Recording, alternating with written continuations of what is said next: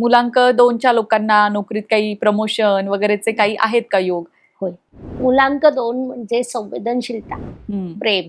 अख्खं जग जर कोणी तोडून धरलं असेल ना तर ते मुलांक 2 नाही. जग पैशांवर नाही चालत, जग प्रेमावर चालतं, संवेदनशीलतेवर चालतं.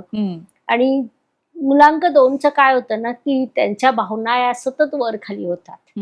जसं चंद्र मोठा होत जातो, अमावस्या ते पौर्णिमा, पौर्णिमा ते अमावस्या, तसा प्रभाव यांच्या मनावर होत राहतो. आणि दुसरं काय होतं, विज्ञानाने सिद्ध केलंय की ज्वारभाटा किंवा हे पाण्यावर प्रभाव चंद्राचा होतो. आपल्या शरीरात 72% पाणी आहे, सगळ्यांवर होतो आणि 2 मुलांकावर विशेष होतो. कारण की ते मुळात चंद्राच्या प्रभावात आहे.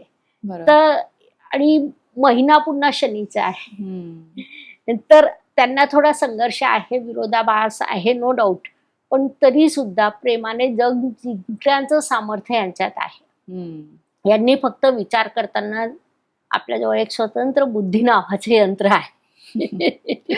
बरोबर. इथे थोडं हे करावा, कारण की काही निर्णय विचारपर्यंत ठीक आहे, पण निर्णय घेताना भावनेच्या भरात त्यांनी निर्णय घेऊ नये. मग यांची प्रगती चांगली आहे.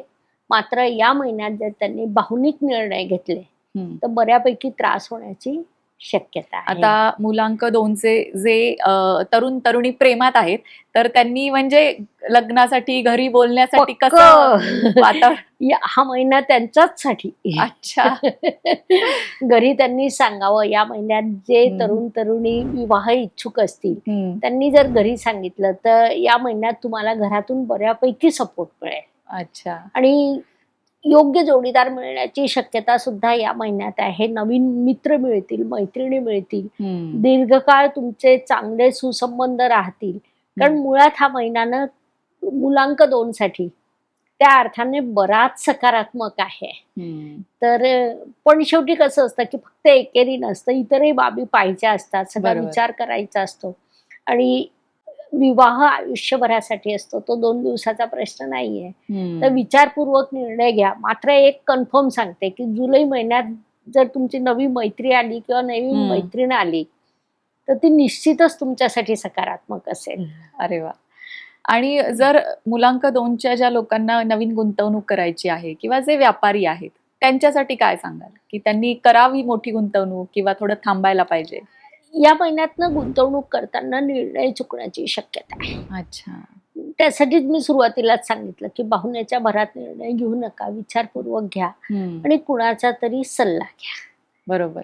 शिक्षणाच्या दृष्टीने मुलांक 2 साठी हा महिना गोल्डन आहे. अरे वा. हो. शैक्षणिक दृष्ट्या तुम्ही छान एखादा कोर्स करू शकता. नवीन काहीतरी कॉलेजमध्ये तुमचा अभ्यास चालू असेल त्याला जोडून जे काही तुम्ही आता शिकाल ते खूप फायदेशीर राहील. अरे वा. त्यामुळे मुलांक 2 साठी चांगलाच आहे. फक्त भावनांवर नियंत्रण ठेवावं लागेल. आणि मोठे निर्णय घेताना 2 वेळा विचार करा. शक्य झालं तर थोडं थांबून जा. तज्ञांचा सल्ला घेऊन करा असं म्हणू शकतो आपण, हे की नाही? कारण आपण भावनेच्या भरात असलो तर आपल्याला जरा गायडन्सची गरज असते.